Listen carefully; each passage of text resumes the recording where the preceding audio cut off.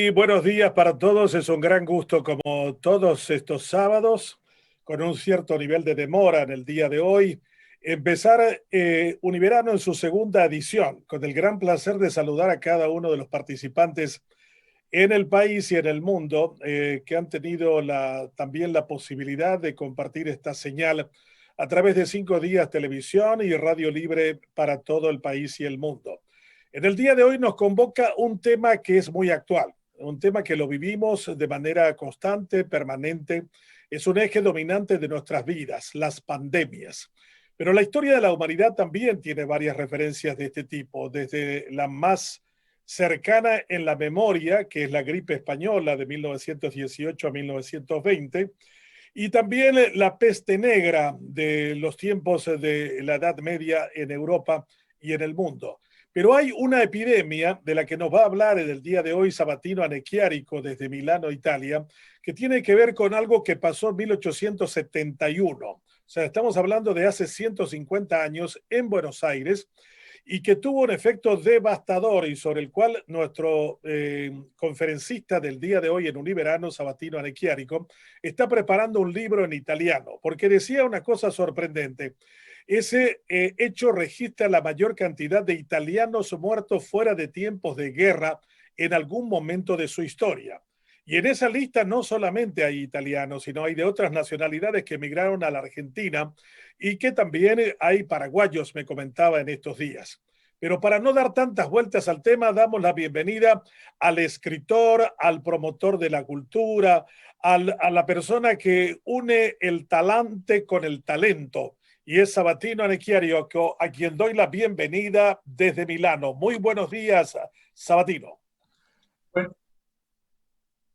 Bueno, buenos días Benjamín, buenos días a todos ustedes, gracias por tus generosas palabras, pero bueno, es verdad, la epidemia esa del 1871 en Buenos Aires causó una tragedia no solo en vidas humanas, que fue bastante importante, sino también en todo lo que significó el aspecto sociocultural e inclusive diría sociopolítico de la ciudad de Buenos Aires en un país que se estaba forjando en sus primeras armas, en sus primeros años como la nación que hoy conocemos. Y es verdad también que involucró a muchas personas del mundo, en especial italianos, como ha dicho Benjamín, y también algunos paraguayos que tuve la posibilidad de sacar algunos datos muy significativos que después los veremos. Benjamín, y a todos ustedes, para poder hablar de esa epidemia, 1871 Buenos Aires, epidemia de la fiebre amarilla o vómito negro, como venía llamado en un momento, y para poder sintetizar y estar en un programa como este, Univerano, que realmente ya lo he visto la vez pasada y veo que es de un nivel muy interesante para la audiencia, para la gente que sigue este programa. Para poder sintetizar, decía, primer elemento tengo que individuar qué fue realmente esa epidemia para poder hoy hablar, más allá que se cumplen sus 150 años, que es una fecha de por sí significativa. El otro punto que voy a tratar de desarrollar es las causas del por qué se genera esa epidemia. Y dicho esto, ya que has mencionado la peste negra del medioevo, que invadió Europa y buena parte del planeta allí por el 1347, que duró hasta el 1353. Y la otra, la fiebre española, la epidemia española como mal dicho fue ya nombrada, que también a inicios del siglo causó tantas víctimas en el mundo. Y hay afinidades entre todas estas historias. Entonces las causas que ya voy a tratar de desarrollar. Y después realmente qué es lo que sucedió. Bien, del por qué se habla de la fiebre amarilla del 1871 es por una simple razón. En un breve tiempo, muy breve, estamos hablando en los primeros 6 meses del 1871, de enero a junio o julio como último mes. Pero en realidad, todo el epicentro de esa epidemia se generó en los meses de marzo, abril, mayo. En esos 3 meses se produjeron casi 14.000 muertos registrados. Para ser más precisos, estamos hablando de 13.641 muertos que en los registros de los cementerios están marcadas estas víctimas. Pero sabemos que son muchas más porque hubo una cantidad no indiferente de personas NN, no se sabían quiénes eran, e inclusive fueron sepelidas, enterradas en una forma muy precaria, no diría fosas comunes, pero casi, donde apenas se las ponían sin cajón en la tierra, se le echaban cal encima y los pisonaban con un poco de tierra y quedaban sin saber quiénes eran. Muchos de estos nunca tuvieron registros. Y eso que estamos hablando de 14.000 muertos registrados en una población que no llegaba a 190.000 habitantes. El índice, proporción, es muy alto. Pensar que en el mes de abril, cuando dije toda una consecuencia social, socioeconómica, sociopolítica inclusive, en el mes de abril se despobló la ciudad de Buenos Aires. La mitad de la población se fue, como sucedieron en las otras epidemias. Quien pudo irse, se fue. Bueno, esa es la importancia que se registró, la virulencia de esa fiebre amarilla, que en aquella época se desconocían las causas, generó en un brevísimo tiempo en una ciudad poco poblada, comparada con lo que es hoy Buenos Aires, que casi tiene 4 millones de habitantes. Hablo Buenos Aires ciudad, no provincia. La ciudad de Buenos Aires, que tiene casi 4 millones de habitantes, y con la epidemia, con la pandemia más que epidemia del COVID-19, registró 6.000 muertos. Entonces las proporciones son estas. Las causas, que esto es interesante analizarlos. Para entender el presente, qué es lo que está sucediendo hoy, esto nos puede ayudar. La primera de las causas lo podemos vincular por la fiebre amarilla, una cuestión climática. La segunda de las causas es la cuestión de la ciudad, quien albergó a esa epidemia. Y la tercera de las causas, la emigración. Esta última especialmente es la que más se va a vincular con la realidad que hoy tenemos con el COVID-19. El clima. Bueno, hoy sabemos que el transmisor de la fiebre amarilla es un mosquito, una especie de mosquito, un tipo de mosquito, que viene individuado con un nombre popular, el mosquito tigre, por sus características físicas que tiene. Para que pueda existir el contagio de una persona, tiene que haber un transmisor, que es este mosquito, que ha picado a una persona infectada por la fiebre amarilla y que después lo puede conservar el mosquito varios días, va a picar a una persona sana. No hay una transmisión, como hoy bien sabemos, directa de persona a persona, como sucede con el COVID. Bueno, en aquella época esto no se sabía. Y en la ciudad de Buenos Aires, que era una ciudad que en pocos años duplicó y mucho más su población, se generó una situación de sobrepoblación, gente que llegó de todas partes del mundo, especialmente en Italia. Pensemos que 1868, 3 años antes de esta epidemia, la ciudad de Buenos Aires tenía casi 80.000 habitantes. 3 años después, para el 1871, llegaba a esos 190.000 personas. Esas personas, cuando llegaron, se encontraron con una ciudad que no estaba preparada para recibir esa enorme masa de población. Así fue que fueron a vivir en una forma deplorable, en habitaciones 3x4, cuando tenían suerte, familias numerosas, con 4, 5, 6 hijos, y el baño, una letrina allí afuera.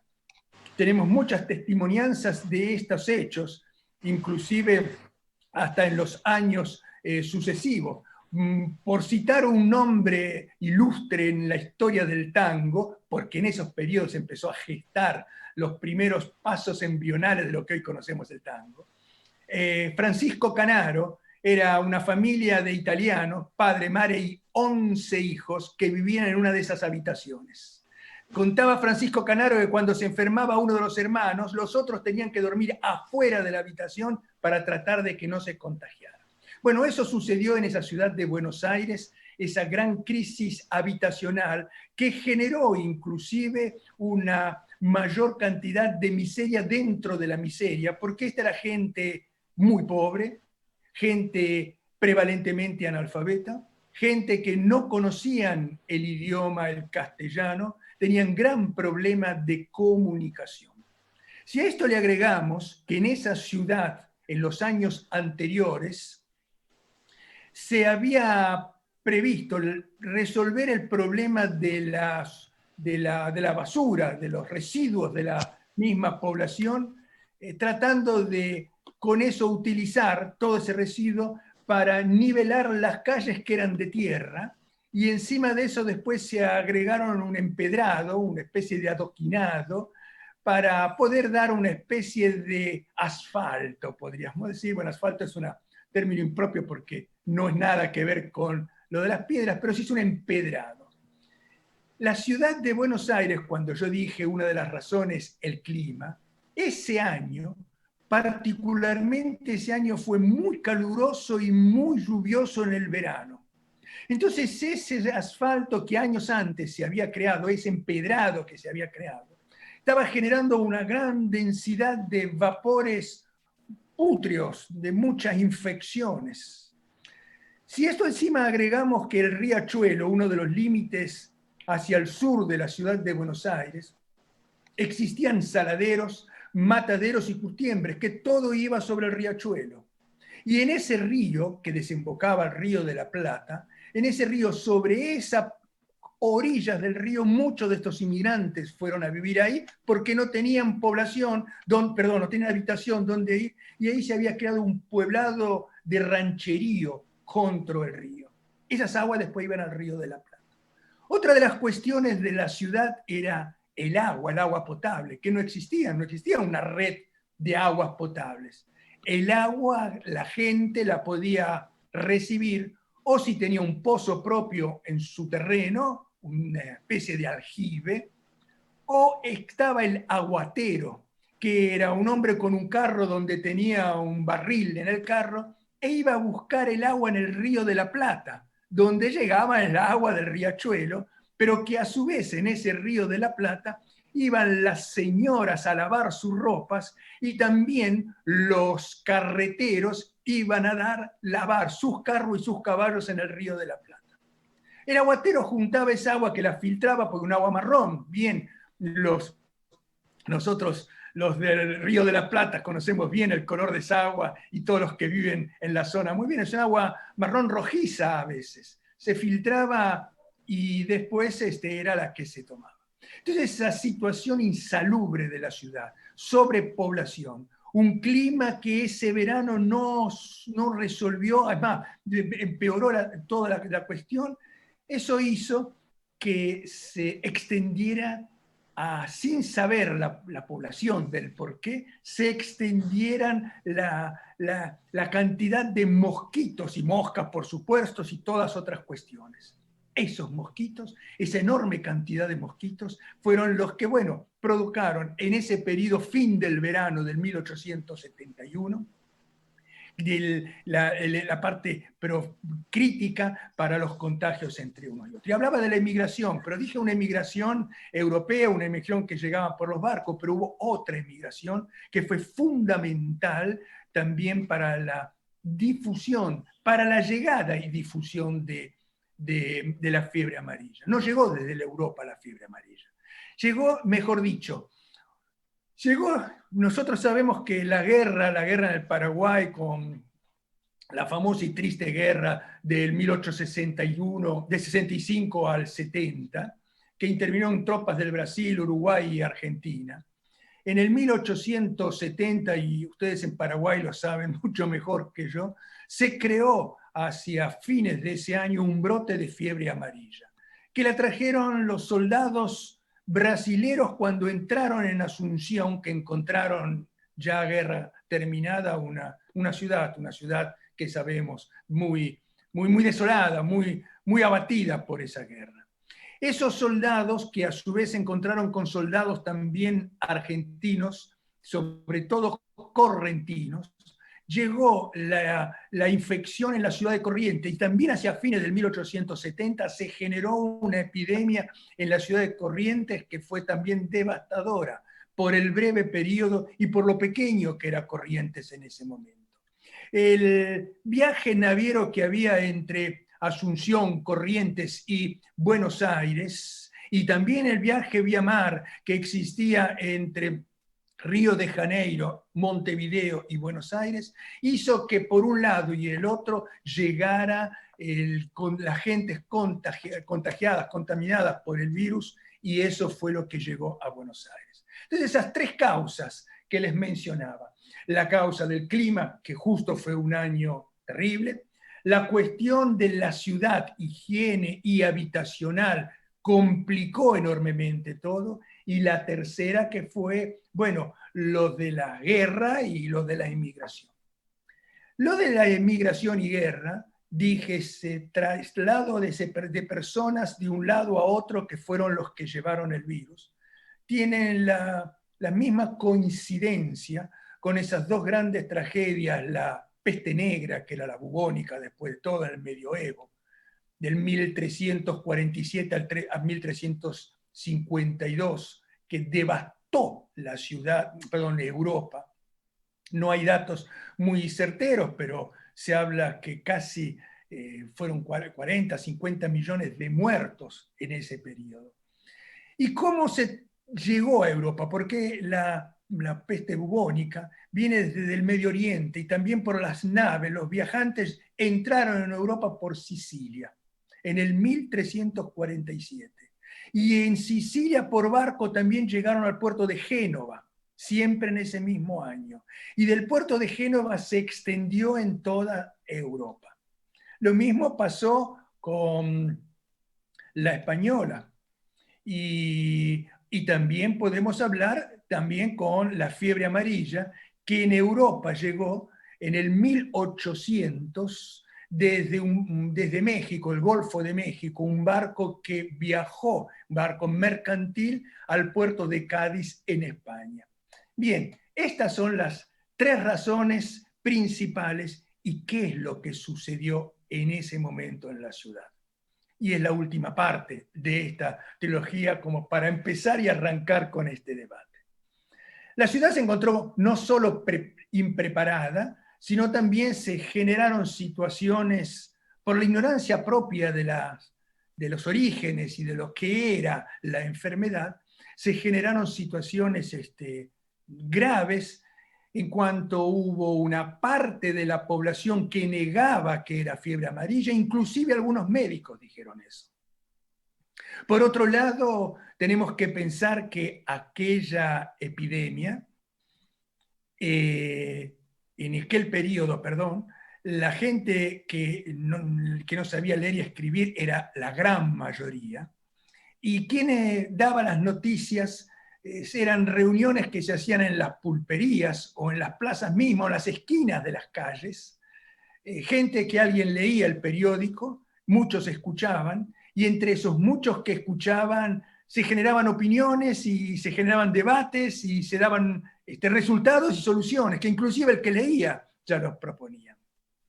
Bueno, eso fue devastador, porque sobre la gran tragedia que se generaba día a día, la confusión, el temor y todo lo que iba sucediendo, iba también relacionándose con quienes negaban y decían que no era fiebre amarilla y que era solo una cuestión de la higiene, de la suciedad, e inclusive se los culpó a la población italiana, que eran la mayoría. De cada 100 inmigrantes que habían en ese momento en la ciudad de Buenos Aires, 70 eran de origen italiano, habían llegado de un puerto de Italia.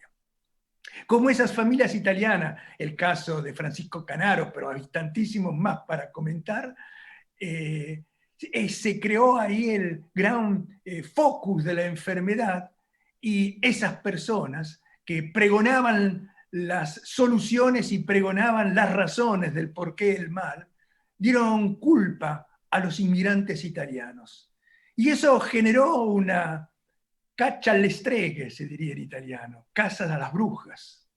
Y así fue que inclusive muchas de esta gente llegaban, las autoridades municipales, junto con las autoridades policiales, entraban en estos conventillos, que después 2 palabras vamos a decir, voy a tratar de decir si hay tiempo sobre los conventillos. Llegaban a los conventillos y sin mediar palabras, porque además casi eran inútiles, en cuanto a la población que estaba ahí residente italiana, no entendían esa terminología amenazosa inclusive de las autoridades, que los echaban ahí mismo, como llegaban a la calle, sin poder sacar nada de sus bienes, porque todos esos bienes, según esa opinión que existía en ese momento, estaba contagiada de esa peste, y todo eso, los pocos muebles o cosas que tenían, los ponían en el centro de esa estructura edilicia que era el conventillo, y quemaban todo. Esa gente quedó en la calle. Esa gente quedaba en la calle y hay muchas testimonianzas sobre esto, donde esta gente no supo más dónde ir. El consulado de Italia que estaba en Buenos Aires no daba abasto para recibir italianos que querían regresar, porque se los veían como los responsables de ese mal, y dentro de esa responsabilidad también la violencia y la agresividad que ellos recibieron.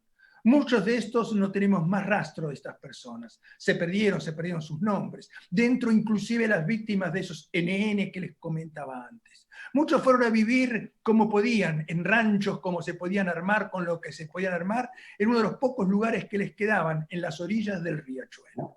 Esta fue una de las razones y causas, de lo que sucedió en aquel momento. Otra de las causas fue esa despoblación que les comentaba. Casi la mitad de la población de Buenos Aires se escapó, se fue de la ciudad. Inclusive el presidente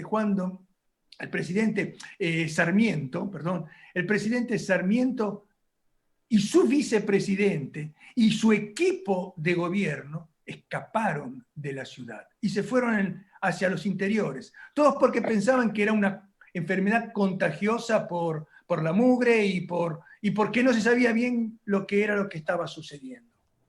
Pero también hubo una deserción en una parte no indiferente de la sanidad pública italiana.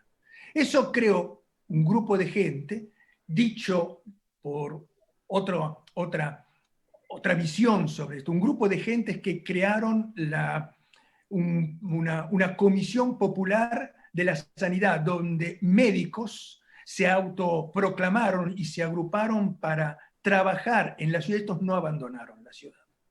Y ahí se hizo una ruptura entre lo que hoy diríamos por la pandemia COVID, se hizo una ruptura entre los negacionistas, entre los apocalípticos y entre los que, entre unos y otros, trataban de buscar una respuesta científica o por lo menos aplacar lo que estaba sucediendo en ese momento.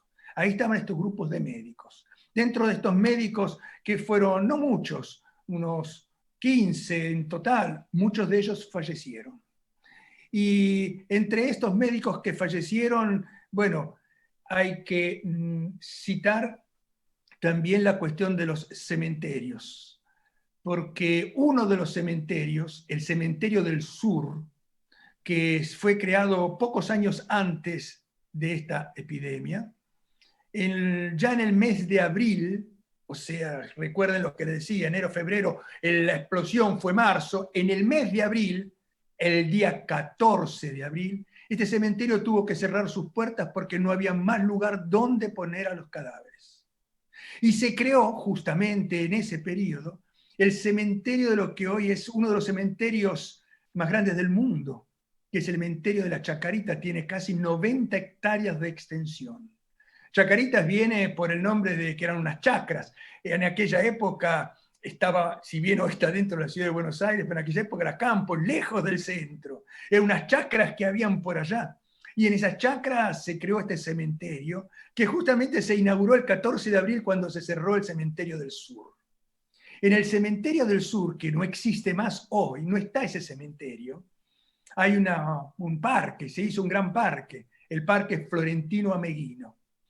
Se sabe que debajo de ese parque hay muchísimas personas víctimas de esa fiebre, porque para resolver el problema, no sabiendo dónde poner estas personas, y después en los años se creó ese parque, se los tapó con tierra y se pusieron los árboles, y hay en el centro del parque un monumento con los nombres de esos médicos que le estaba comentando antes.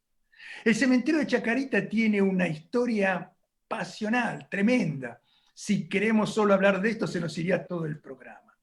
Pero la base del cementerio de Chacarita fue construido por mano de obra de los mismos italianos que iban a enterrar a sus muertos, y otros también. Muchos constructores, arquitectos o simplemente albañiles, mano de obra simple, fueron los que construyeron el cementerio de Chacarita. Otro de los problemas que se creó en forma muy grave en la ciudad fue el transporte de los cadáveres, porque hay una frase muy conocida, se decía antes de la epidemia había 14, 15 carros fúnebres por cada muerto que había que llevar al cementerio. Durante la epidemia había un solo carro para poder llevar 14, 15 cadáveres al cementerio. Se creó un ferrocarril, un tren específico para esto, que salía, la estación la tenía donde hoy, quien conoce la ciudad de Buenos Aires lo puede individuar bien, la avenida Corrientes y la calle Jean Jaurès, en lo que es esa zona del mercado de Abasto, el terreno de Carlos Gardel, para decirlo. En esa esquina ahí partía el tren de la muerte, el tren que llevaba era un vagón, ahí se ponían al principio un cajón, después se llenaban los cajones que se podían. Y ese tren iba adelante y atrás y se llegaba al cementerio de Chacarita, donde se dejaban ahí porque había otro problema, no habían sepultureros. Porque no nos olvidemos que la ciudad quién se había escapado y quién había fallecido y quién tenía temor. Y así fue que se encontraron muchos cadáveres por las calles que quedaron así. Bueno, Benjamín, yo haría una pausa aquí porque aquí hay mucha carne en el fuego si queremos seguir para adelante. Pero creo haber dado un panorama de lo que fue esa fiebre amarilla. Doy solo el último dato por la cuestión de los italianos. De esos casi 14.000 muertos, más de 6.000 fueron italianos. Gracias, Sabatino. Arequiarico desde Milano, desde una pequeña población cerca de Milano, es donde vive ese Sabatino, ¿no? ¿Cómo se llama la población?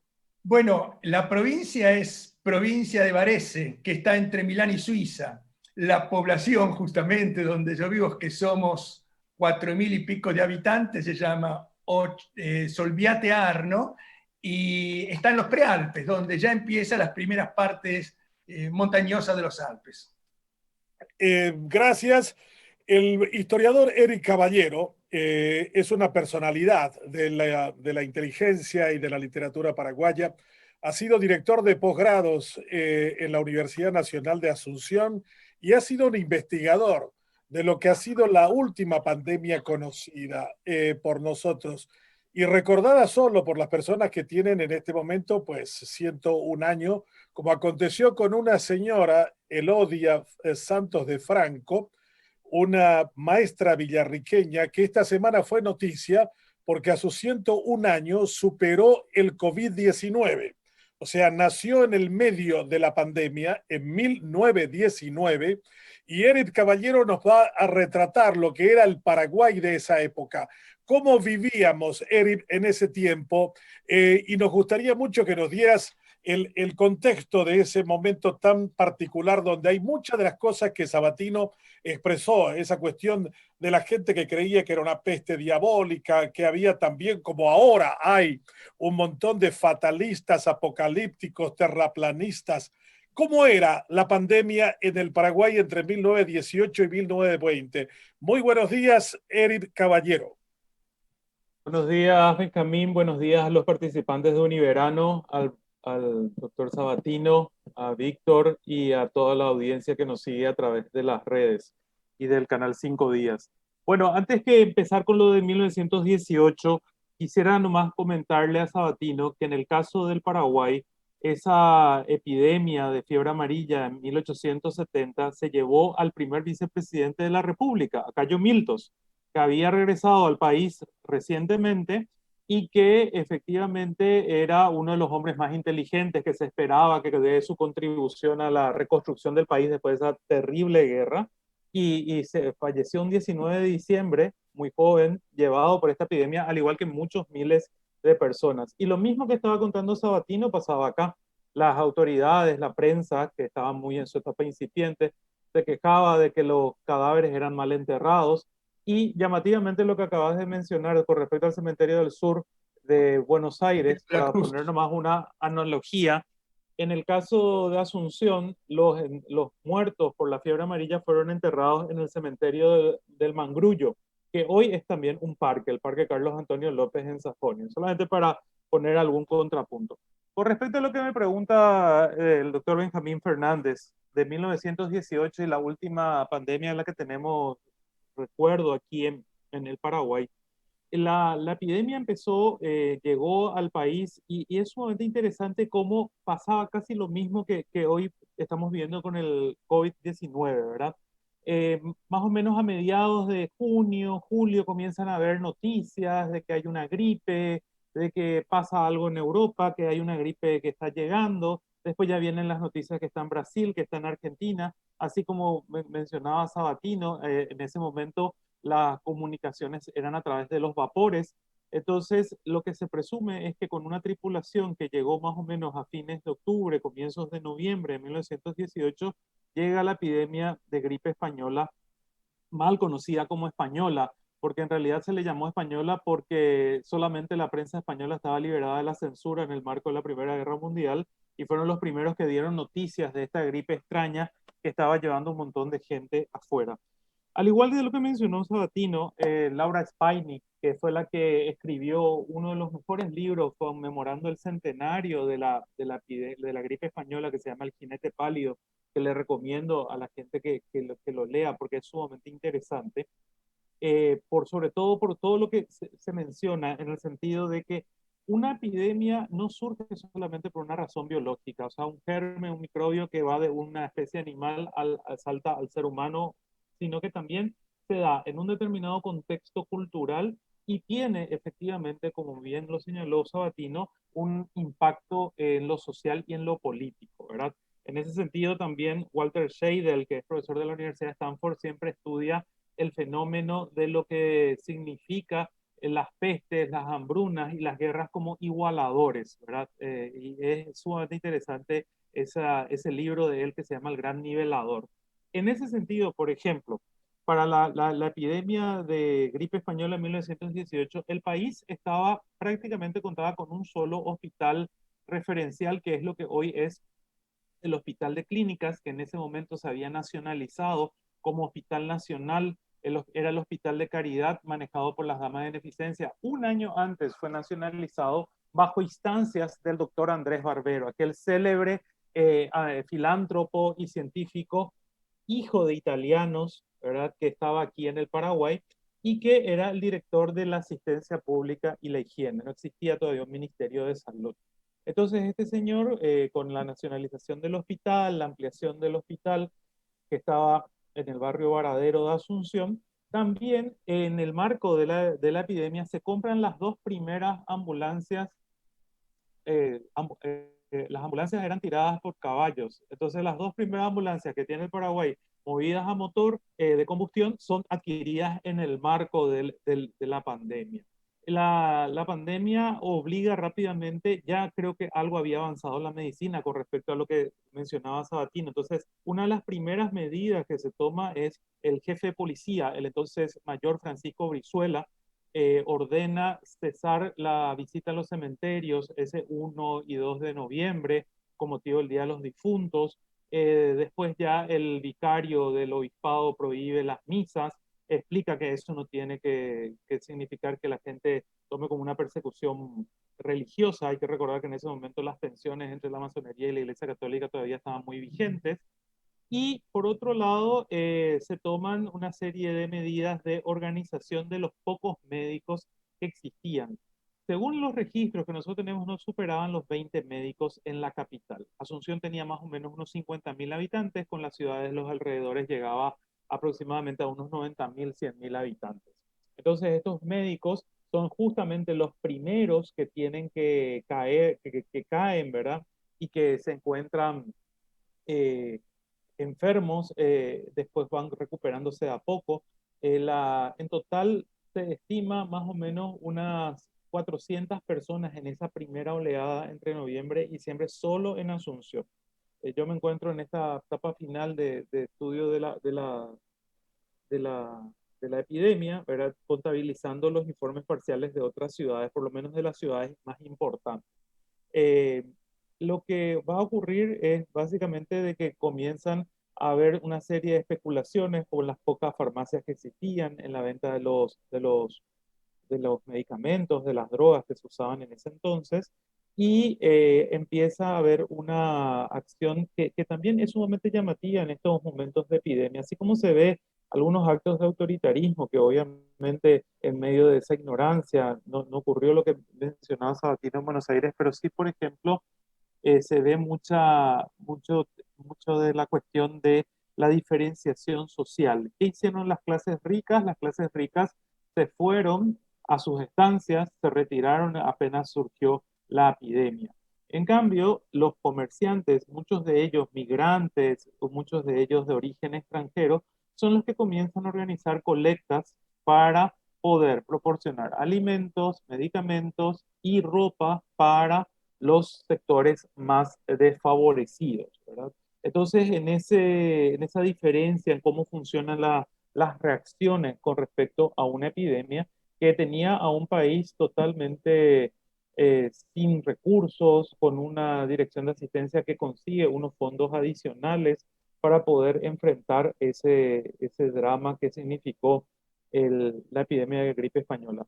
El doctor Barbero, en los primeros días del mes de enero de 1919, da por superada la pandemia en esa primera oleada. Después sabemos que viene una segunda oleada más o menos a mediados de 1919. Y en ese informe hace un informe sumamente detallado de de las, de las muertes, de los gastos y de todo lo que significa, y donde deja pendiente dos cuestiones, ¿verdad? Una, que es necesario hacer una serie de reformas con respecto al sistema sanitario.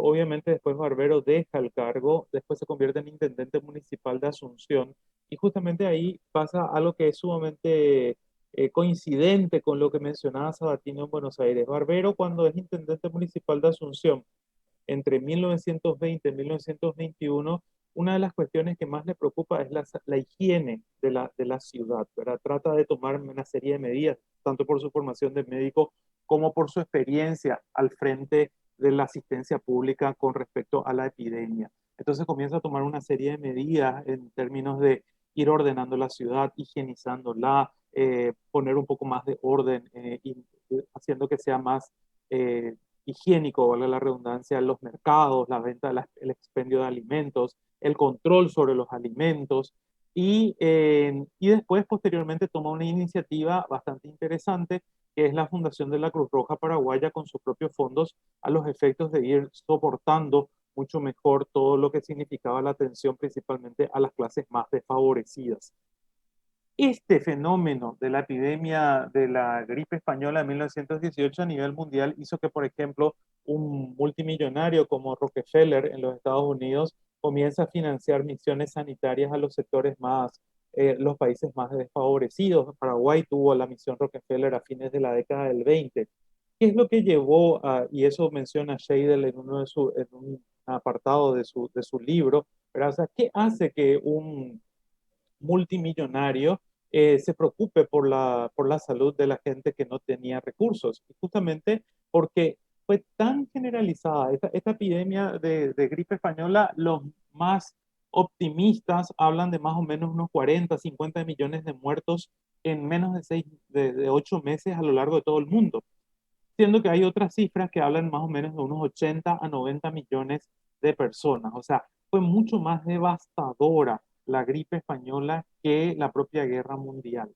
Entonces, ahí nos encontramos con una cuestión de que le interpeló al mundo. O sea, la gripe española significó una modificación en cuanto a las relaciones políticas, al avance tanto en cuestiones médicas, una mayor inversión, diríamos, hoy por parte de los estados en ese tema de salud, en el tema de investigaciones, que obviamente eran resultados que ya venía desde el siglo XIX, pero se acrecienta. Y creo que en ese sentido, haciendo un paralelismo a lo que estamos viviendo hoy, efectivamente, yo creo que el mundo no va a ser igual después del COVID-19 y parecería una obviedad, pero ahí creo que se ha demostrado que las investigaciones que se vinieron realizando a lo largo de los años han favorecido obtener una vacuna en un tiempo récord. Entonces, efectivamente, los estados se van a ver interpelados en cuanto a sus políticas con respecto a investigación. Obviamente, los efectos colaterales económicos de la pandemia van a tener una larga duración y ahí yo no me meto, está Víctor que sabe mucho más, sabe de economía y creo que lo va a explicar mejor. Y lo que sí podemos decir que después de 1918 en el Paraguay no habíamos tenido una cantidad de muertos tan significativa en poco tiempo. O sea, prácticamente de esa cantidad de muertos que tenemos en una ciudad de Asunción, la gente diría, bueno, pues son más o menos 400 personas, pero 400 personas en 50.000 habitantes en menos de 30 días, donde ya los servicios funerarios se ven sobrepasados, donde en el caso, por ejemplo, hay un caso, así como mencionaba eh, Sabatino para el caso de Buenos Aires, la familia Gorostiaga pierde 4 hijos en menos de 15 días, y así hay otros dramas más que estamos tratando de reflejar en el libro con respecto a lo que significó eso, ¿verdad? Entonces, es una lotería, es una, casi como una lotería sanitaria en la que a uno le puede dar como una gripecita, como dijo un jefe de Estado, y en otros casos puede significar sencillamente la muerte no solamente de una persona, sino de varios miembros de la misma familia, ¿verdad? Entonces, 1918 marcó un hito no solamente en el mundo, sino que también en el Paraguay, y que significó que las personas, sobre todo por lo menos los médicos, y en este caso personificados liderados por el doctor Barbero, entendieron de que había y era necesario impulsar unas políticas sanitarias mucho más eficientes. Y con esto termino. A partir de 1918, por ejemplo, los médicos, los pocos médicos que existían, porque la Facultad de Medicina acababa de reabrirse, comenzaron a hacer misiones sanitarias. Esas misiones sanitarias iban recorriendo las distintas poblaciones donde no veían a un médico o a lo mejor nunca un médico facultativo había estado, y entonces comenzaban a hacer vacunaciones, diagnósticos, etcétera, etcétera, con los pocos recursos con los que se contaba. Eso es lo que yo podría mencionar con respecto a lo de 1918. Gracias, doctor Eric Caballero, por esta brillante exposición. Habló de el gran nivelador, las pandemias, las epidemias. Y en el trasfondo de la descripción que hicieron tanto Sabatino como Eric, no hay solo la descripción de un fenómeno sanitario, sino de un hecho social y también de un hecho económico. Víctor Raúl Benítez es un profesor de la Universidad Getúlio Vargas en Curitiba, en el estado de Paraná, Brasil, y da también clases y conferencias sobre estos temas que son de su preocupación.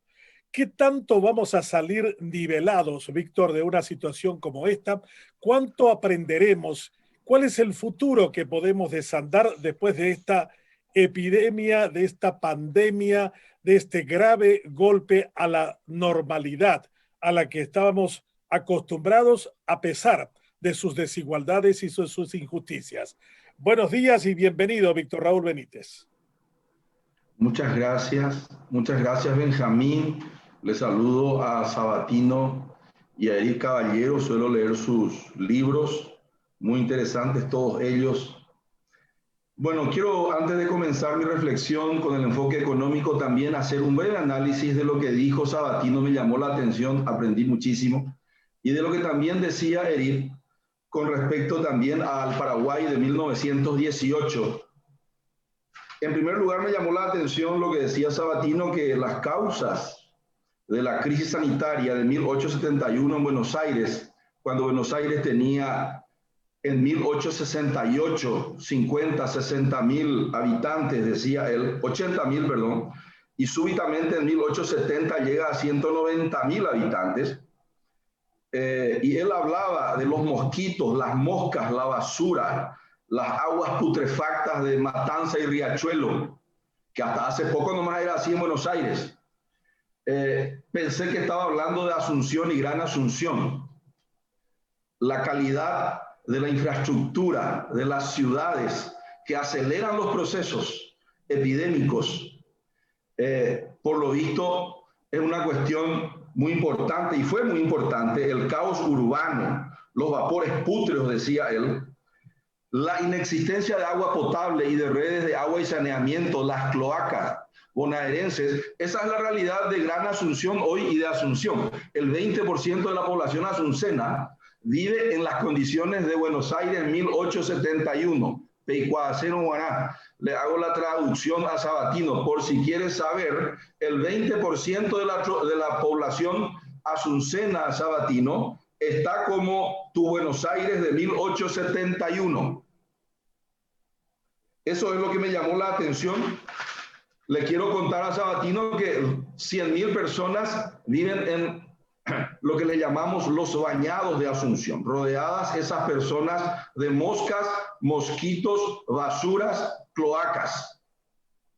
Y el déficit habitacional es de 25.000 unidades habitacionales. Asunción tiene 500.000 habitantes, es decir, el 20% prácticamente de su población está como era el fin del verano de 1871. El déficit habitacional del Paraguay es de 1 millón de unidades habitacionales. Estoy entrando ya en la parte de la economía, haciendo un poco un análisis analógico.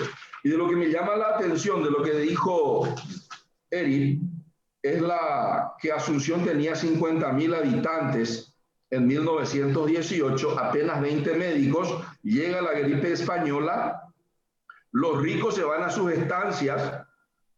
Bueno, pasó lo mismo, Eric, ahora, quiero que sepas, tengo muchos amigos ricos, todavía no volvieron, algunos de ellos están todavía en sus estancias.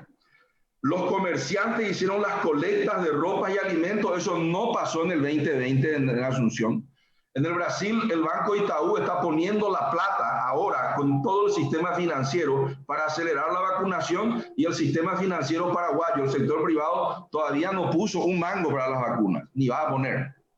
Te estoy haciendo algunos comentarios de analogías y diferencias. La sociedad paraguaya de 1918 había mucho más capital de lo que hay hoy, mi querido Eric. Para que tengas una idea. La desigualdad y la diferenciación social va a ser peor, Benjamín. Ahora le respondo a Benjamín, porque la pobreza en Paraguay, que ya cayó al 20%, estaba en el 48% en el periodo de Nicanor Duarte Frutos en el 2004. Hoy estábamos el año pasado, en febrero, en el 20%, cayó un 28%. Desde el 2004 al 2020, y hoy estimamos que ha subido al 30-35% otra vez. Quiere decir que una de las características de estas aceleraciones de las historias, como dice el colega de Eric y de Sabatino, Richard Haas, este ex diplomático norteamericano, dice que las pandemias y las guerras aceleran las historias. ¿Y qué quiere decir eso? Quiere decir que las megatendencias que ya venían o que ya traíamos antes de ellas se profundizan más, se hacen más pronunciadas. Si traíamos ya desigualdad, si traíamos ya pobreza, nos quedamos más desiguales después. Nos igualamos por un tiempo nomás, Eric. Durante la pandemia nomás nos igualamos.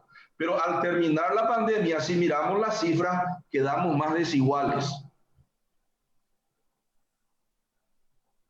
Sobre estos son los comentarios más importantes. Otra característica, veo que Barbero fue intendente de la ciudad y de su propio bolsillo puso la plata para hacer inversiones, por lo que veo, infraestructurales sanitarias. Hoy los intendentes paraguayos usan la plata de Itaipú. Nadie pone un mango de su propio bolsillo. Esa también es una diferencia, ¿verdad? Muy importante. Es decir, la sociedad paraguaya de 1919 era mucho más solidaria que lo que es hoy la sociedad paraguaya de del 2020-21 con una presión tributaria del 9,9% de todo lo que se recauda, le llamo yo la olla común, sobre el Producto Interno Bruto, que es toda la generación de riqueza que hay en el Paraguay. Ergo, la población paraguaya de aquella época, los políticos eran mucho más probablemente. En 1918 en Paraguay, Sabatino nos cuenta que huyeron los gobernantes. También en Paraguay se notó eso. Muchos políticos desaparecieron de las redes sociales desde marzo del 2020, porque había una gran asimetría de información, una gran incertidumbre, que es una de las características de estos momentos cuando las historias se aceleran, que son momentos pandémicos. Y ahora entro cortito nomás ya a mi tema. Quiero comentar que lo que pasó fue que el futuro se apagó en marzo del 2020. A partir del primer trimestre del año pasado, la asimetría de información con respecto al futuro, los hombres de negocio, los hombres de empresas, todos nosotros, los políticos también, nos sorprende un momento como actores económicos y políticos donde nos quedamos sin saber nuevas hipótesis sobre el futuro, porque las viejas quedaron desactualizadas. Ya lo que pensábamos que iba a ser el futuro ya no iba a ser, aparentemente, y hasta hoy es así. Los hombres de negocios quedaron a la intemperie con la supresión de las horas de producción y de consumo. Por primera vez, por lo menos en la historia reciente, puedo decir yo, la recesión económica fue decreto de Estado, política pública intencionada. Los presidentes de las naciones en todo el mundo dijeron, hágase la recesión, y la recesión se hizo en la perspectiva económica. Comenzó por el lado de la oferta la recesión, porque nadie pudo más producir, se suprimieron horas de producción y luego se transfiere a la demanda agregada porque nadie podía salir a consumir, porque también se suprimieron horas de consumo, la demanda agregada quedó parada. Al mismo tiempo el sector privado, no sé cómo fue en la época histórica, pero lo que yo pude ver en la época histórica de estas dos pandemias, de lo que comentó Sabatino y lo que comentó Erio, lo que yo pude ver es que el sistema financiero no pudo salvar a todas las empresas porque no llegaron ellas a ser socorridas por los créditos puente. Hasta hoy le veo a Bruno de Felipe quejándose de que su Fogatti no pudo socorrer a todas y muchas empresas murieron. En el sector público también hubo ineficiencia operacional porque el Estado no tuvo los recursos suficientes con sus políticas monetarias y fiscales en el mundo, pero también en el Paraguay, para dar de comer a todos los cautivos, porque quedamos todos cautivos con la cuarentena que nos obligaba a quedarnos encerrados en nuestras respectivas casas para evitar los contagios y los decesos. A partir de allí, yo lo que puedo analizar es que también llega una sociedad de cautiverio político. Nosotros hoy tenemos el 100% de nuestros gobernantes locales. La ciudad pues es polis, civis y urbis. Es gente, es infraestructura física, espacio geográfico y es gobierno. Yo lo que puedo ver en este momento es que también las polis se volvieron menos democráticas. En el mundo en general, pero en Paraguay en particular. Se suprimieron derechos constitucionales durante un buen tiempo. Hasta hoy viajar al exterior es todo un tema. Hasta hoy movilizarte a veces en determinadas horas, hasta hace pocas semanas, pocos meses, estaban suprimidas esas garantías constitucionales. Muchas, pero muchas leyes laborales fueron violadas, despidos masivos, etc. Y así por delante, hoy tenemos gobernadores locales, MAU, decimos en Paraguay, irregulares, informales y fuera del marco constitucional. El 100% de los intendentes son ilegales. Y a partir de allí cierro yo mi exposición con lo siguiente. ¿Qué va a pasar ahora? Y lo que yo planteo es que las sociedades pandémicas, para que puedan ser exitosas en las pospandémicas, modelo Andrés Barbero, que ahora aprendí con él, no sé quién fue el que dio una nueva visión optimista del futuro en Buenos Aires después de 1871, pero lo que yo veo es que ahora solo aquellas sociedades que tienen líderes y que tienen maestros como Benjamín, o que tienen historiadores como Erip y Sabatino, que pueden mostrar una versión positiva de ese pasado pandémico crítico, donde la historia se acelera, donde tienes que tomar decisiones, donde te fuerzan a tomar decisiones, a ir a la acción, aún en momentos y en escenarios de incertidumbre. Solo aquellas sociedades que tienen líderes que pueden tener versiones positivas del pasado pueden construir nuevas hipótesis sobre el futuro, nuevos actos de fe optimistas. Y eso es lo que no estoy viendo. Yo no estoy viendo hoy líderes nacionales, por lo menos en Paraguay, no sé cómo será en Italia, no sé cómo ve Eric y también Benjamín en la Argentina, en Brasil. Solo ese tipo de liderazgo puede mostrar hacia allá vamos. ¿A dónde vamos ahora? Hacia allá. ¿Qué vamos a hacer ahora? Esto vamos a hacer ahora. El Paraguay tiene todo para pensar positivamente porque podemos ver una historia donde el Producto Interno Bruto crece 4% anual acumulativo desde hace 17 años, pero sin efecto derrame, con una gran desigualdad. Crecimiento a mí no me excita mucho porque la desigualdad tiene consecuencias políticas. Y allí le dejaré a Benjamín que siga con los comentarios. La desigualdad tiene consecuencias políticas, porque los que tienen más están sobrerepresentados y los que tienen menos están subrepresentados. Entonces, si vamos a salir de esta pandemia de la misma forma, con la misma desigualdad con la cual entramos, diríamos en paraguayo, ya pointe. Y ese es el mensaje que tengo para comenzar. Gracias. Gracias por tu participación, Víctor Raúl. Magnífica provocación para continuar este debate y para profundizar. ¿Qué versión optimista o positiva salió de ese 1871 de Buenos Aires y de Argentina? Sabatino citaba a ese sanjuanino alborotador que le decían a Domingo Faustino Sarmiento, cuyo recuerdo en el Paraguay es particular, Sabatino. Él no tenía un buen recuerdo de Paraguay, incluso tuvo una afirmación nada grata a nuestros oídos que se repite mucho por acá, que después de la muerte de su hijo, Dominguito, en la batalla de Curupaytí, el enojo de él fue tan grande que dijo que a los paraguayos había que acabarlos en el vientre de sus madres.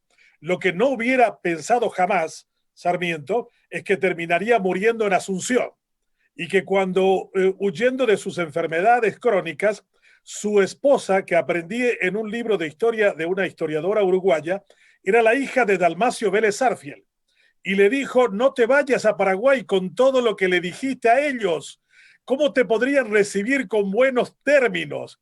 Y Sarmiento queda deslumbrado por la atención y el afecto con que el pueblo paraguayo lo recibe a él, incluso después de esa afirmación tan dura en contra nuestra. Me recuerda, Sarmiento, porque citaste de alguna manera a alguien que a mí me parece una gran figura desde el punto de vista educativo, es una referencia en ese campo, tanto en Chile, en la Argentina y también en el Paraguay. Y tiene una frase que es fantástica, que lo dijo del Jockey Club de Buenos Aires a los grandes ricos, y esto es para Víctor Raúl. Les reunió a los grandes ricos de la Argentina y les dijo, señores, inviertan en educación, porque si no lo hacen, la brecha entre ustedes pocos que tienen mucho y los muchos que no tienen nada, esa brecha será llenada con la sangre de ustedes. A ustedes se los secuestrará y a ustedes se los matará. Inviertan, paguen más impuestos, pero no lo hagan por solidaridad, háganlo por codicia. Eso lo dijo Sarmiento ante unos ricos que palidecieron ante la afirmación de Faustino Sarmiento, a quien hacía referencia Sabatino, que fue uno de los que había buscado algún lugar más seguro de la epidemia de 1871. ¿Qué versión positiva surgió de esa epidemia de 1871 en la Argentina? ¿Qué versión nueva surgió, Sabatino? Benjamín, primero quiero saludar a Víctor que Arip, que fueron realmente muy claros en sus ponencias y yo también aprendí muchísimo. Y creo que con ustedes dos podríamos armar un trío de debate y siempre con la guía del timonel Benjamín, pero mucho más rico sobre esto. Voy a hacer otra frase más para agregar, si es que todavía no la tenías, de esas ilustres frases que Domingo Faustino Sarmiento dijo por allí cuando visitó Europa, porque cuando... Me tengo que ir, mi amor, porque tengo que ir a comprar las cosas, llevar allá y a las 11 ya empieza mi... Y hoy quiero hacer ya desde el Facebook. Levanta mucho el Facebook.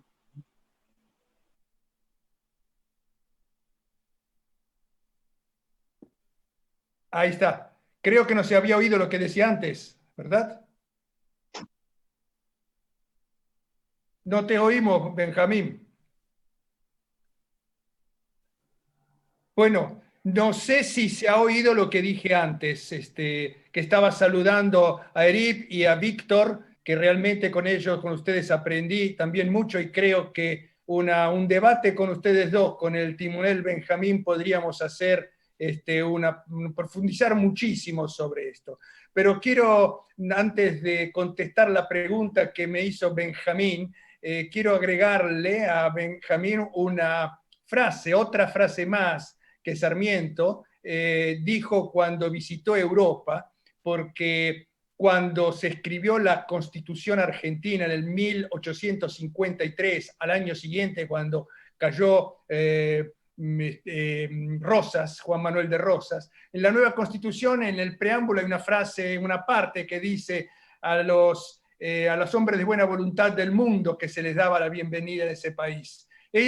Sarmiento y los políticos de aquella época del 53 en adelante pensaban muchos en los europeos del norte, esos europeos anglosajones que eran los iluministas que tenían que llegar a la Argentina para repoblarla, porque poblar era gobernar, gobernar era poblar, según Alberti en aquellos momentos. Bien, Sarmiento recorrió Europa un poco para ver y recorrer un poquitito las poblaciones adaptas para ese país soñado.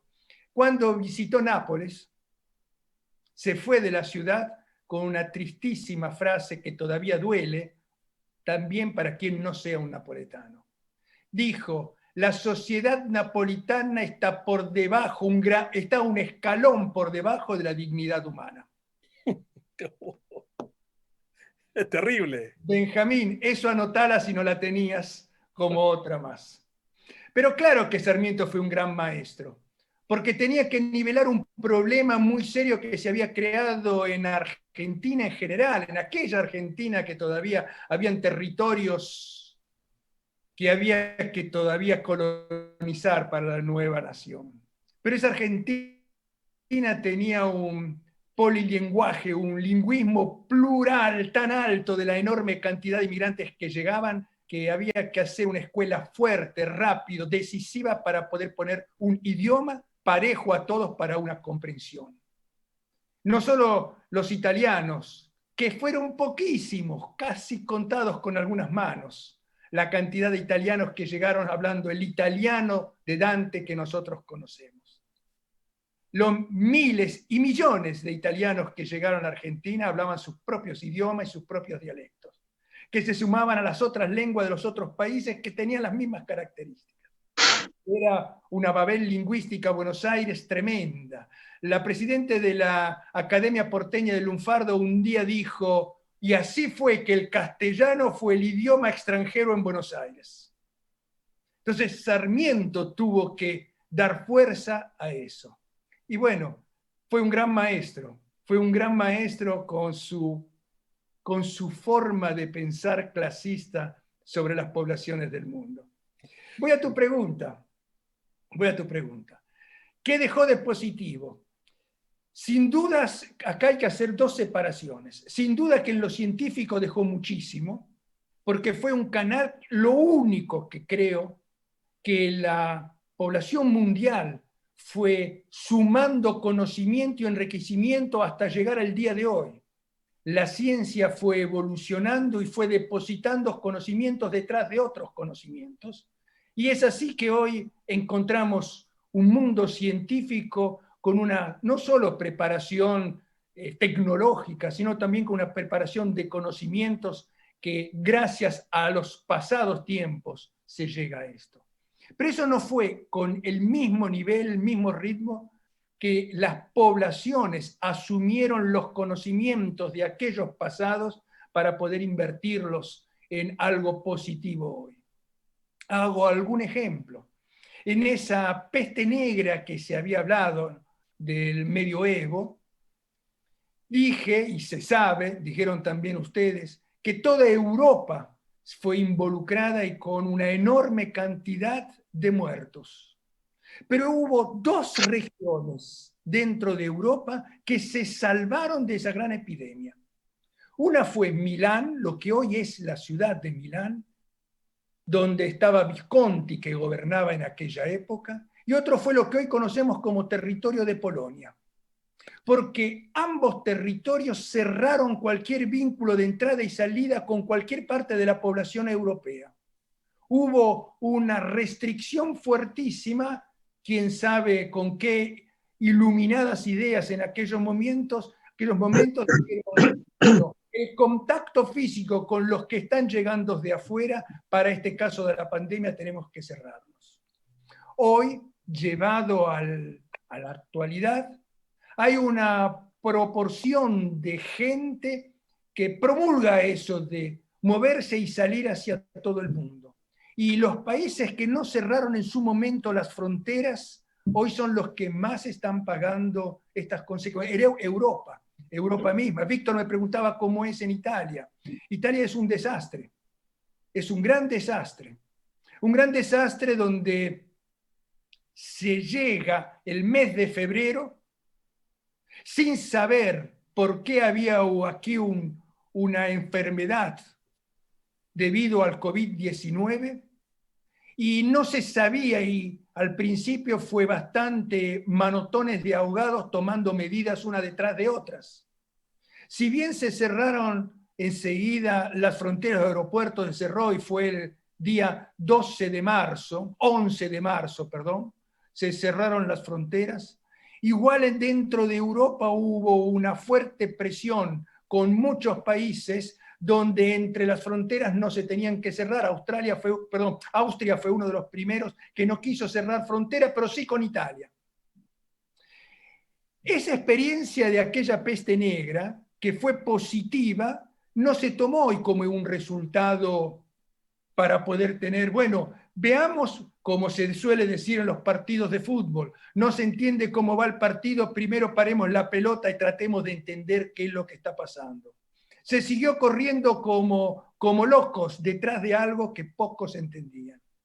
Otra de las cosas que no aprendimos en el tiempo, a nivel población, no en la parte científica, como dije antes, fue que así como en las otras epidemias, y la de la fiebre amarilla que lo mencioné, y también en la peste negra, que estaban los que se llamaban los flageladores, que era una corriente religiosa, que atribuían que ese mal era un castigo de Dios. Entonces, al afectado, ya que tenía ese mal porque algo habrá hecho en la tierra y tenía ese castigo de Dios, se lo llevaban en las plazas públicas y flor de palizas que le daban para sacarle ese mal. Pobre persona esa que tenía ya su tragedia propia, se le agregaban los palazos. Hoy, en el día de hoy, también durante este periodo, no digo que se le han dado palazos a alguien en las plazas, pero ¿cuántos curanderos de 24 horas, cuántos periodistas que se inventaron ser los más científicos grandes que hubo, que 24 horas por día delante de la televisión, radio y también en los periódicos saben más que científicos que estudiaron toda su vida, provocan una gran confusión?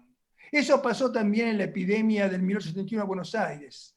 Un tal, no me acuerdo su nombre, un periodista del diario La República de aquel momento, era uno de los que propiciaban esta desinformación. Bueno, Benjamín, como positivo que tuvimos la ciencia que nos llevó adelante, pero no tenemos como positivo, hubo una ruptura entre esa unión de los tiempos que la población debería absorber como conocimientos, para evitar en un futuro, como dijo Víctor, muy positivo, que lo apruebo, en un futuro de la población, para poder evitar y caer otra vez en estos males. Sabemos, el ser humano es el único animal que puede tropezar 2, 3, 4 veces en la misma piedra.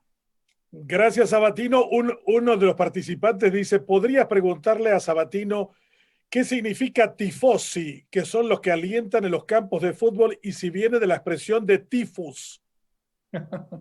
No soy un filólogo, empecemos por ahí, espero poder darle una respuesta. Tifosi es justamente lo que dijo los hinchas fanáticos de los partidos de fútbol o inclusive cualquier tipo de fanatismo que se llevó hacia el fútbol, por supuesto. La torcida creo que es en Brasil o los hinchas en Argentina. No sabría dar exacta respuesta si realmente viene de tifos. Es posible, porque el tifus es una epidemia que se expande entre todas las poblaciones y estos tifosos, dentro de esa exasperación violenta que a veces tienen, están contagiados unos con otros sin saber qué es lo que hacen y por qué lo hacen. Correcto. Rodrigo Soto le dice al profesor Eric Caballero, la población mundial en 1918 era de 1.825 millones de habitantes, de los cuales se enfermaron entre 800 a 1.000 millones y fallecieron entre 40 y 80 millones de la pandemia de la gripe española. ¿Qué significó en términos de aprendizaje para nosotros, los paraguayos, que estábamos metidos en una guerra civil que arrancó en 1904 y no terminó hasta 1924? ¿Cómo era la vida en un país que tenía una guerra civil y al mismo tiempo una pandemia? Bueno, sí, lo que dice Soto es así. Obviamente, como había mencionado, los optimistas hablan de 40, 50 millones y otros hablan de 80, 90 millones. O sea, lamentablemente no tenemos un registro exacto a nivel mundial, salvo algunos países. En 1918 estaba gobernando Manuel Franco, que era uno de los que había sido, o sea, estábamos evolucionando políticamente. Se había instalado por primera vez el voto secreto, que eso permitió, por ejemplo, que la oposición colorada vuelva al Congreso. O sea, estábamos en un proceso de institucionalización. Fallece el presidente Franco en 1919, gobierna el vicepresidente Montero, fallece por causas naturales. Después elegido Manuel Gondra y en 1922 empieza la guerra civil, una de las guerras civiles más duraderas que tuvimos, porque duró casi 12 meses, del 22 al 23. O sea, toda esa evolución política previa en el marco de una pandemia, ese esfuerzo de Barbero, tanto desde la asistencia pública como desde la intendencia, se ve interrumpida por esa guerra civil, pero al salir de esa guerra civil bastante dolorosa, viene a gobernarnos Eligio Ayala, que es uno de los hombres que más ha ordenado la administración pública. Creo que en términos médicos, como había mencionado, de 1918 aprendió el Estado de que tenía que hacer una mayor inversión en términos de salud. Comienzan a, como había mencionado, lo de las adicciones médicas. Empezaron a construirse los primeros, lo que hoy serían los hospitales regionales, unos hospitales en varios lugares del territorio nacional. Y creo que en uno de los pendientes que quedó después de 1918 fue justamente el tema de la higiene, ¿verdad? La sociedad paraguaya todavía vivía mucho de esas circunstancias y teníamos uno de los grandes debates que se va a instalar durante toda la década del 20, va a ser el tema de invertir o no en las obras sanitarias de agua, de acceso al agua potable y de cloacas para Asunción. Se van haciendo varias licitaciones, no se ponen de acuerdo. Y Eligio Ayala, pensando en el problema que teníamos con Bolivia en la guerra del Chaco, decide, como ministro, primero como presidente, después como ministro de Hacienda, de que los recursos que tenía el país tenían que ser usados para la defensa nacional y que el tema de las aguas potables, de la provisión de agua potable, quedase pendiente, ¿verdad? Y después ya vienen toda una serie de fenómenos que recién Asunción va a tener acceso al agua potable recién a fines de la década de 1950 y como muy bien mencionó Víctor, mucha de la población paraguaya hoy no tiene acceso a agua potable de calidad, ¿verdad? O sea, una cuestión básica en cualquier lugar del mundo y que también significa unas circunstancias bastante precarias de la salubridad pública. Entonces, para concluir a tu pregunta, Benjamín, yo creo que en 1918 por lo menos le enseñó al Estado paraguayo de que el tema de salud era algo en lo que había que invertir.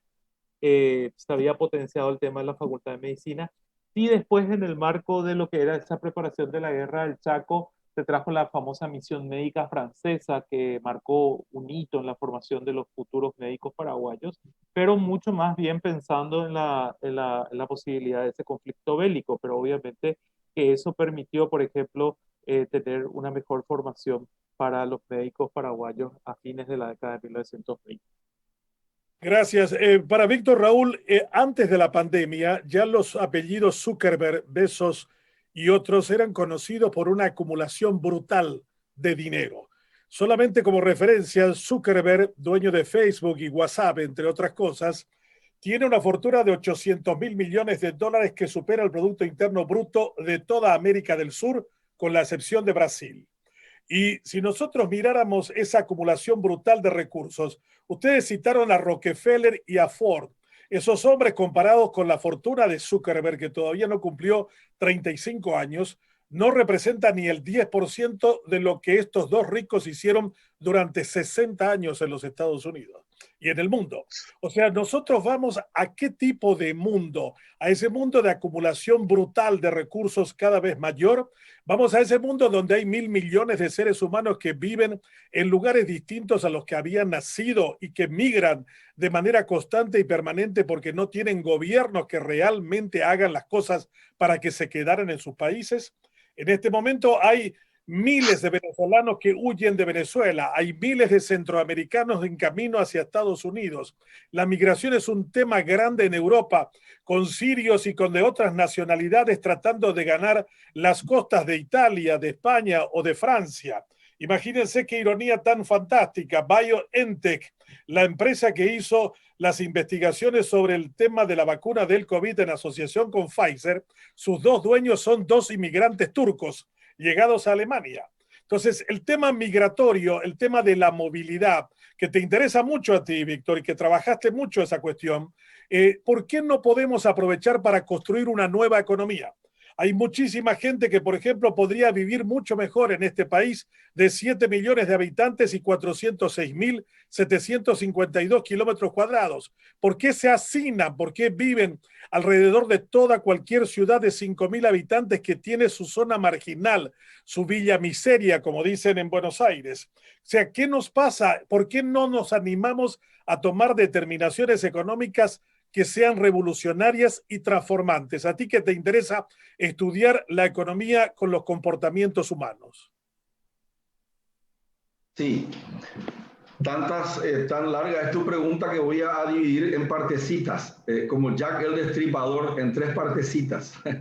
La primera parte es que Zuckerberg y otros más que han ganado fortuna en la valorización de sus activos, que también son muy volátiles. Un día pueden valer millones y otro día pueden valer menos.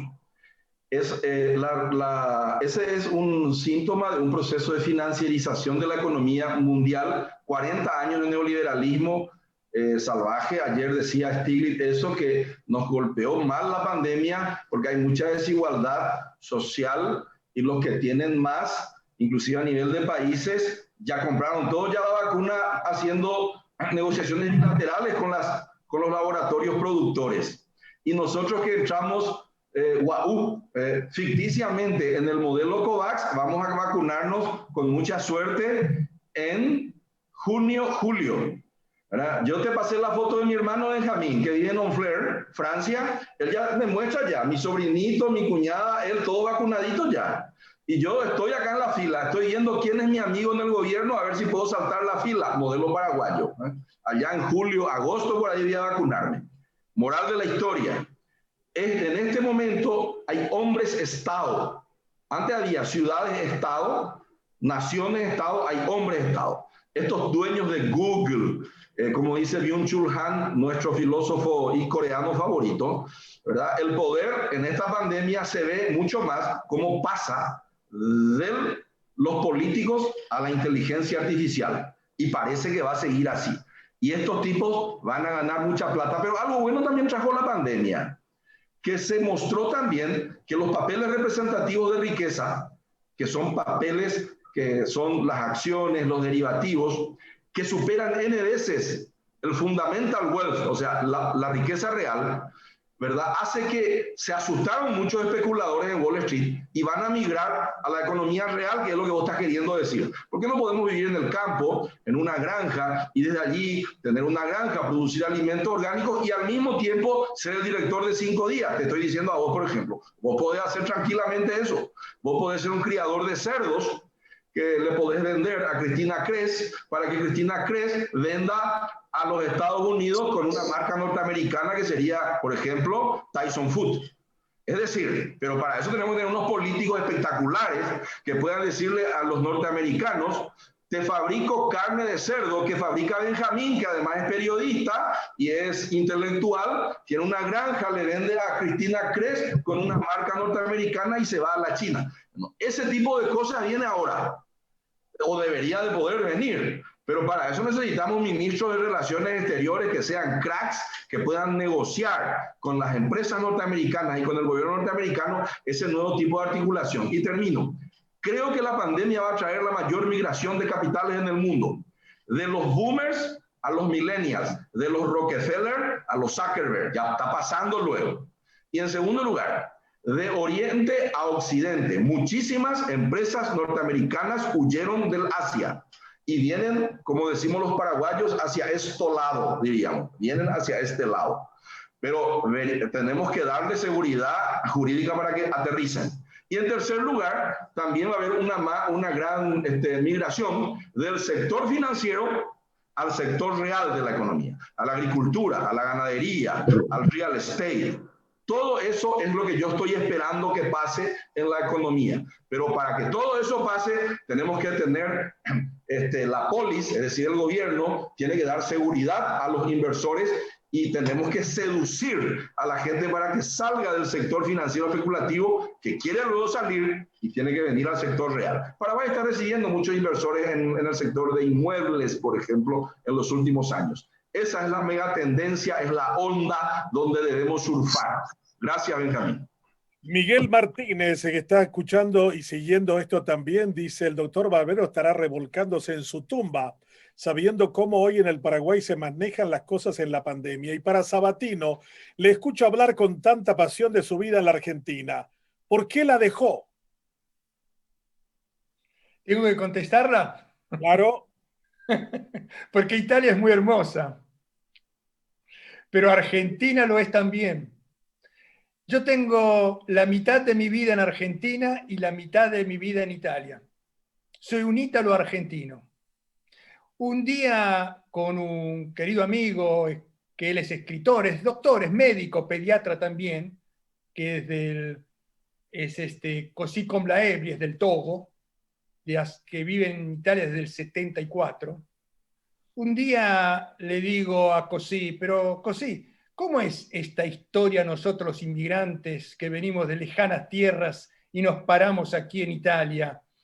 Porque yo noto que cuando vuelvo a mi Buenos Aires, a la Argentina, allí ya casi soy extranjero, pero aquí en Italia no dejo de ser nunca argentino. ¿Qué estamos? ¿Condenados a vivir en el medio del océano? Così me contestó: por un tiempo sí, pero para pocos, llegada una cierta madurez, empezamos a entender que dejamos de vivir en el medio del océano y empezamos a vivir en Argentina y en Italia. Vivimos en los dos países. Y creo que ¿qué es lo que me está sucediendo? A mí, a mi familia. Somos de allá y somos de acá, somos de los dos lados. ¿Por qué me fui de la Argentina? Porque hubo circunstancias que coincidieron para que yo aprendiera y viviera y pudiera absorber esta nueva experiencia de vida.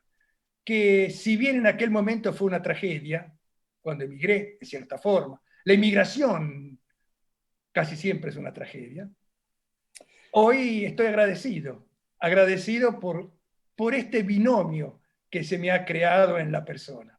Entonces, el mío que me pregunta ¿por qué me fui? Porque las circunstancias hicieron que me fuera. Gracias, Sabatino. También nos saluda desde la Universidad de Guadalajara, en México, el profesor doctor Héctor Farina. Brillante las exposiciones, con una gran reconstrucción de las vivencias en tiempo de pandemia. Es un gran placer escucharlos en esta madrugada mexicana.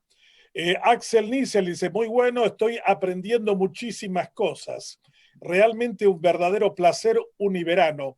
Y otra persona le pregunta a Víctor Raúl Benítez Dice, para Víctor, a su criterio, ¿no sería oportuno este momento histórico que nos toca vivir de aplicar el artículo 113 de nuestra Constitución que habla del cooperativismo como un modelo para el desarrollo socioeconómico, conociendo la solidaridad natural del Paraguay y el alto nivel de pobreza que tenemos?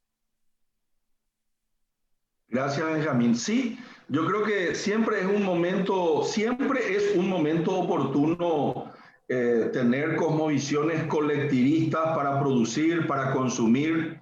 Lamentablemente, nomás en el Paraguay, el capital social, yo antes creía que el capital social era robusto en el Paraguay.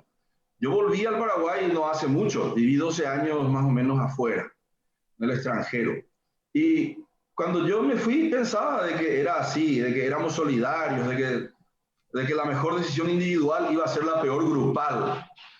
Y al volver ahora en los últimos 10 años que estoy de nuevo en Paraguay, veo y escribí un artículo sobre la cultura de la cancelación, la cultura de la tiranía del mérito, el odio. Creo que después de la guerra de 1870, eso ya le pregunto a Eric yo, y le estoy respondiendo al que hizo esa pregunta, parece que los paraguayos, como para sobrevivir delante de los vencedores o ante los vencedores, una de las estrategias era traicionarnos todos. Yo veo mucho odio entre los paraguayos, a tal punto que no veo, quiero hablar sobre el cooperativismo brevemente, después 30 segunditos, no veo en este momento líderes nacionales, veo líderes tribales. Repito, yo no creo que Trump sea un líder nacional, ni que Biden sea un líder nacional. Netanyahu, Putin, Efraín Alegre, Llano, Payo Cubas, Mario Abdo, yo no los veo como líderes nacionales, los veo como líderes tribales. No nos muestran un futuro grandioso de destino colectivo. Hacia allá vamos, como Getulio Vargas, o petróleo enoso. El Chaco es nuestro. No hay eso. No hay grandes designios hoy. Y estoy desilusionado. Yo a veces le digo a mi familia, mis hijos, bueno, ya son todos grandes, se están por ir todos ya. Me dicen mis hijos que se fueron a Estados Unidos y volvieron, me dicen, papá, ustedes los paraguayos, pero vos también sos paraguayos, le digo, son un desastre, son todos traidores los unos a los otros, sector público y sector privado. Y cierro con el cooperativismo. El cooperativismo es una bomba de tiempo en Paraguay, está por explotar. Todas las cooperativas, o la mayoría, excepto esas de producción menonitas en el sur, pero la mayoría de las cooperativas son de ahorro y crédito y son tribus familiares, empresas familiares, que si hubiera un mayor control, incluyendo a la mayor cooperativa de académicos universitarios del Paraguay, puede quebrar, ¿no? Puede quebrar. Puede haber una corrida masiva en el futuro del cooperativismo en el Paraguay, debido a que es muy shaí el control que tienen, no tienen los niveles de control de la superintendencia de bancos, por lo tanto el cooperativismo puede ser una de las bombas del tiempo en el Paraguay en el futuro, a no ser que haya un cambio de adentro hacia afuera, y yo no creo que las leyes nomás sean de afuera hacia adentro, modelo pavloviano, la forma de cómo la gente va a cambiar. Yo cierro con lo siguiente. Sí, el cooperativismo anda, funciona, pero funciona cuando hay una cosmovisión tipo John Nash. La mejor decisión individual es la peor grupal. Acá la mejor decisión individual es la mejor individual. Gracias, Víctor Raúl Benítez. La próxima semana, el próximo encuentro de Univerano será justamente sobre formas de gestionar lo público, lo colectivo. A mí me tocó conocer una pequeña población en La Pampa, Argentina, que se llama Macachín. Esa población, que alcanza 6.000 habitantes, es completamente gerenciada por una cooperativa que se dedica a llevar adelante el servicio público de agua, de luz, de teléfono, de cuestiones viales, de atención sanitaria. Y Claudio Marrón es un entusiasta del tema de la cooperativa y es el gerente de la cooperativa. Está ahora en el corazón de La Pampa y me gustaría saber, después de todo lo que escuchó acerca de una bomba que va a explotar, cómo esa cooperativa de servicio público, absolutamente desconocida para nosotros los paraguayos, funciona en Macachín y funciona en ese país, que también puede calificarse como lo calificó Sabatino a Italia, un verdadero desastre. Buenos días, Claudio Marrón, desde el corazón de La Pampa, Argentina. Bueno, buenos días Benjamín y buenos días a todos los integrantes de la sala. La verdad que coincidiendo con algunos comentarios que vi en el chat, brillantes las exposiciones, muy enciclopédicas, la verdad que análisis muy profundos del tema pandémico y con un raconto histórico muy prolijo, muy meticuloso, fue muy ilustrativo. Lo nuestro es mucho más sencillo, es mucho más práctico. Me acaba de sorprender Víctor con lo de la posible explosión del cooperativismo de crédito paraguayo. Yo soy un admirador del cooperativismo paraguayo. Ustedes son líderes en América Latina en cooperativismo de crédito, como nosotros en Argentina en cooperativismo de servicios públicos. Nosotros tenemos provincias completas que tienen el servicio público de distribución eléctrica, por ejemplo, en manos cooperativas. Siguen surgiendo cooperativas de servicios públicos en algunos pequeños lugares del interior de nuestro país. Y la verdad que el cooperativismo de crédito en Argentina, por decirlo de alguna manera, no sé si es la expresión más feliz, pero ha fracasado. No ha logrado consolidarse como una verdadera opción. En parte desde el cooperativismo se dice que tiene que ver el lobby del sistema financiero sobre el Banco Central de la República. Aquí los controles hacia la economía social son muy, muy estrictos. A veces nos quejamos de que son casi persecutorios. Y la verdad que intentamos, a raíz de ello yo tuve el privilegio de conocer Paraguay, conocer Encarnación, allí te conocí a ti, y me quedé asombrado del desarrollo del cooperativismo de crédito paraguayo, ¿no? De esa soberanía económica sobre el ahorro cooperativo, que nosotros lamentablemente intentamos realizar aquí institucionalmente y no pudimos, y recurrimos a formas artesanales de poder ayudar con crédito a los asociados que podemos llegar a tener desbancarizados exclusivamente y excluyentemente dentro de nuestra cooperativa. Bueno, sí, el servicio público, como decía, está en manos cooperativas, en el caso nuestro desde hace 75 años. Arrancamos con la generación y la distribución eléctrica, muy rudimentariamente. Nosotros decimos que de alguna manera somos vecindario organizado para resolver nuestros propios problemas. Y ahí fuimos agregando unidades de servicio a medida de que fuimos detectando necesidades en nuestra comunidad. La visión de las cooperativas un poco de servicios públicos es que somos hijas de las necesidades y madres de las soluciones, ¿no? Somos comunidades en líneas generales, si bien hay algunas pocas cooperativas de servicios públicos en la Argentina que están instaladas en grandes ciudades. Cuando te digo grandes ciudades, estamos hablando de ciudades de Comodoro Rivadavia, por ejemplo, con casi 500.000 de habitantes, o San Carlos de Bariloche, o la ciudad de Santa Rosa, con algo más de 100.000 habitantes. Pero en general están en pequeñas comunidades donde no somos atractivos para los privados, para que una empresa privada venga a prestarnos distribución eléctrica, y en un país tan vasto geográficamente como es la Argentina, es muy difícil que el Estado lo haga y lo haga de una manera eficiente. Entonces el vecindario, ante el problema de que no era objeto de interés del privado, o si lo era prohibitivo, y ante un Estado poco eficiente o ausente, se organizó comunitariamente y comenzó a darse su propio servicio. Y la eficiencia y los pequeños retornos y la multiplicación de esfuerzos y la educación en materia cooperativa hizo que fuésemos creciendo. Hoy estamos dando más de 12 servicios cooperativos. ¿Qué son cuáles? Nosotros hacemos la distribución eléctrica, construimos las redes, hacemos distribución de agua potable. El 100% de nuestras comunidades tiene agua potable y a su vez construimos las redes. Hacemos agua envasada con envases retornables, y en breve estamos saliendo al mercado ya no con una visión social como lo tenemos hoy al bidón retornable, sino con una visión comercial. Le estamos dando a nuestros vecinos el servicio funerario, le estamos dando servicios de enfermería, de ortopedia, de banco de sangre cooperativo, de internet para el campo y la ciudad, de electrificación rural para el campo y la ciudad, alumbrado público, servicio de cocheras, casas de ancianos,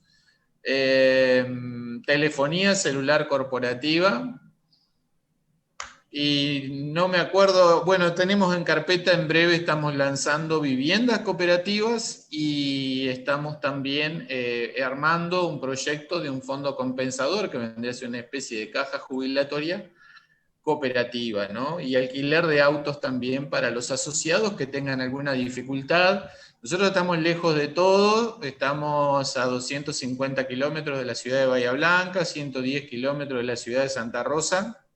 Somos una sociedad muy rural y estamos muchas veces ante un choque, una rotura de un vehículo. Si bien hay transporte público, no es por ahí todo lo frecuente que necesitaríamos la cantidad de micros y de colectivos y de transporte público, con lo cual abrimos hace poco un servicio de alquiler de autos para que los asociados que lo necesiten tengan disponible camionetas y autos para poder desarrollar con normalidad sus actividades.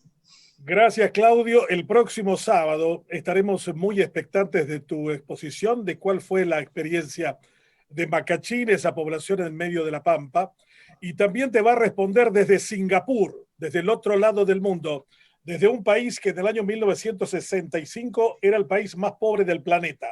Era más pobre que Haití, tenía $110 de ingreso per cápita, y 55 años después de tener el estado mejor administrado del mundo, con cero corrupción, con cero criminalidad, con 5 millones de habitantes que viven en 642 kilómetros cuadrados, es el país más rico del planeta.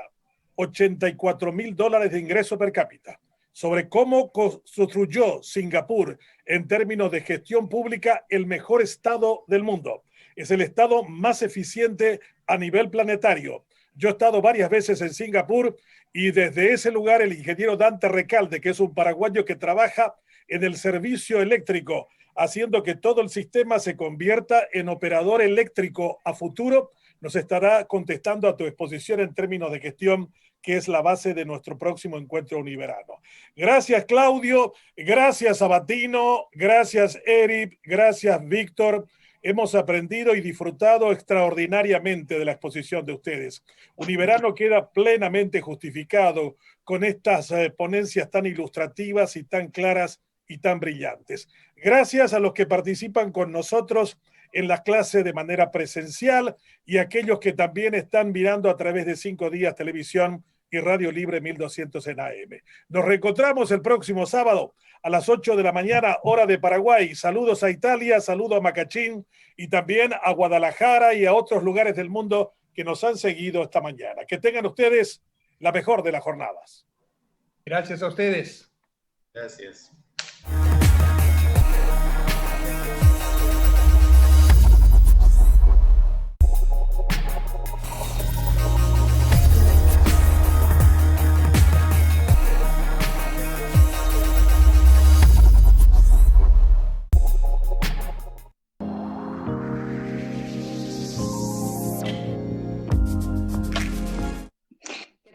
Buenas tardes, ¿cómo?